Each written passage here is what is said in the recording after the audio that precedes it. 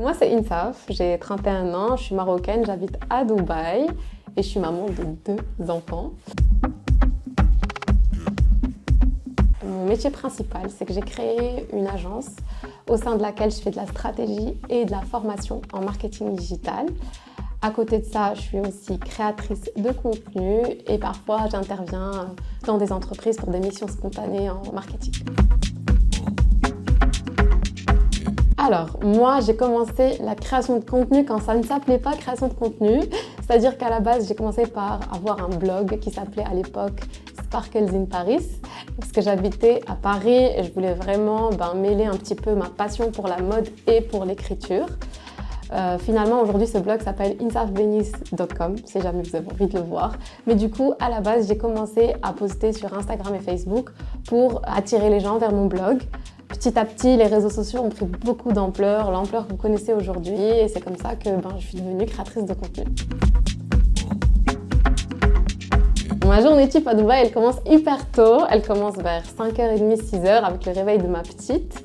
Et en général, le matin, j'ai vraiment envie de passer un moment privilégié avec mes enfants.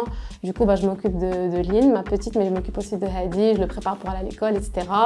Ensuite, on le dépose à l'école, soit moi, soit son papa. Et je file au sport. Donc en général, je fais mon sport de 8 à 9h. Et ensuite, ma journée de boulot peut commencer. Je finis de bosser vers 18-19h. Et ensuite, pareil, routine kids. Ensuite, soit on sort, soit on se fait un moment à 2 à la maison avec mon mari. Je dors assez tôt, donc vers 21h30, 22h. Forcément, la famille. Hein. Franchement, si je pouvais prendre ma famille et la ramener à Dubaï, je serais plus heureuse. Trop de choses. Alors je vais dire une chose qui est vraiment pratico-pratique et une chose qui est un petit peu plus spirituelle, on va dire. La première des choses, c'est tout simplement mon rythme de vie. J'ai trouvé ça vraiment différent d'avoir deux enfants plutôt qu'un. Ma vie en tout cas ressemblait beaucoup à un tourbillon infini où il fallait gérer constamment, et c'est des niveaux de fatigue et d'épuisement qui peuvent être hyper intenses, notamment quand on a un bébé qui est au bas âge, plus un grand à gérer. Mais aujourd'hui, ça va mieux, elle a 9 mois, donc j'arrive à trouver un équilibre. Et après, la deuxième chose, c'est que Lynn, c'est une petite fille. Et j'ai trouvé que l'énergie d'une petite fille était vraiment très différente de l'énergie d'un petit garçon.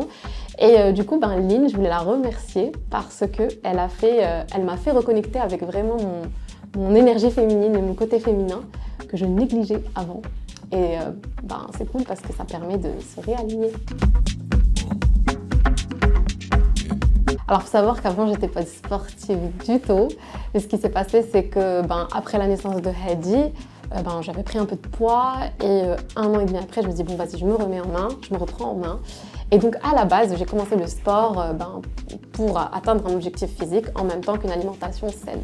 Sauf que 3 mois après, je me suis rendu compte de tout le bien que le sport me faisait et que l'alimentation saine me faisait aussi, que ce soit en termes d'énergie, soucis de santé, force mentale, force physique. Et du coup, c'est devenu un lifestyle. Et aujourd'hui, je m'entraîne 5 à 6 fois par semaine. Vraiment pas pour des raisons physiques, mais vraiment parce que c'est ma thérapie. Alors c'est marrant parce que j'ai une tenue que mes copines appellent l'uniforme Insaf, donc je vais vous la partager. Un jean, mom, un peu loose, un peu clair, soit un t-shirt blanc, soit une marinière, ou un peu basique, et ensuite un blazer XXL oversize. Et pour les shoes, ça va dépendre de là où je vais, mais soit des baskets, les Samba d'Adidas, ou alors des mocassins. C'est pas du tout prévu pour le moment, mais ne jamais dire jamais. Je pense que mon dernier mot, ce serait de toujours dire Alhamdoulilah et de vraiment être grateful pour les bons et les mauvais moments. Et même si parfois on passe par des choses hyper dures dans la vie, essayer de savoir et de comprendre quelle est la leçon derrière.